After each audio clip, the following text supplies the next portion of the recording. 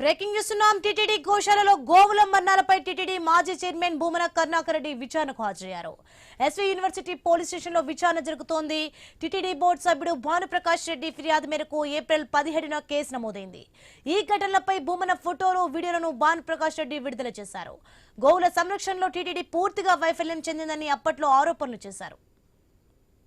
రెడ్డికి అంశానికి సంబంధించి మరింత సమాచారం మా ప్రతినిధి వర్మ ఫోన్లో అందిస్తారు. ఎస్ వర్మ, టీటీడీ గోశాలలో గోవుల మరణాలపై టీటీడీ మాజీ చైర్మన్ భూమన కరుణాకర్ రెడ్డి విచారణకు హాజరయ్యారు. ప్రస్తుతం ఏం జరుగుతోంది? గతంలో టీటీడీ గోశాల పైన మాజీ టీటీడీ చైర్మన్ వైసీపీ సీనియర్ నేత భూమన కరుణాకర్ రెడ్డి సంచలన ఆరోపణలు అయితే చేశారు. గత 3 నెలలు అంటే ఆయన ఆరోపణలు చేసిన ముందు 3 నెలల్లో 100 గోవులు చనిపోయాయంటూ కూడా ఆయన వ్యాఖ్యానించడం జరిగింది. దానికి సంబంధించి కూడా కొన్ని ఆధారాలంటూ కూడా ఆయన కొన్ని డాక్యుమెంట్లు చూపించడం కూడా జరిగింది. అయితే దీనిపైన టీటీడీ కూడా సీరియస్ గా రియాక్ట్ అయింది.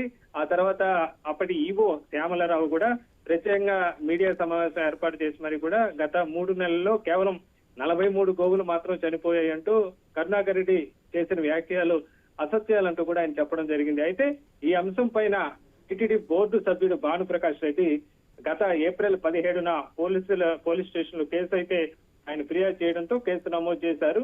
353(1)299 BNS 74 IT యాక్ట్ ప్రకారం తప్పుడు ఆరోపణలు చేశారు, దుష్ప్రచారం చేశారంటూ కూడా ఆయన పైన ఫిర్యాదు చేయడంతో తిరుపతిలోని ఎస్వీ యూనివర్సిటీ పోలీసులు అంటే గోశాల ఆ పరిధిలోకి రావడంతో అక్కడ కేసు అయితే నమోదు చేశారు.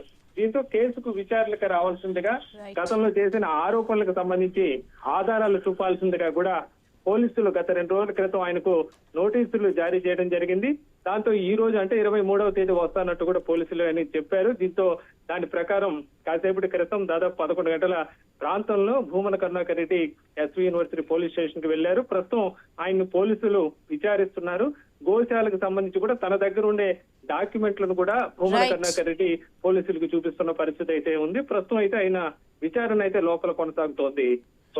Right, thanks for the information Varma.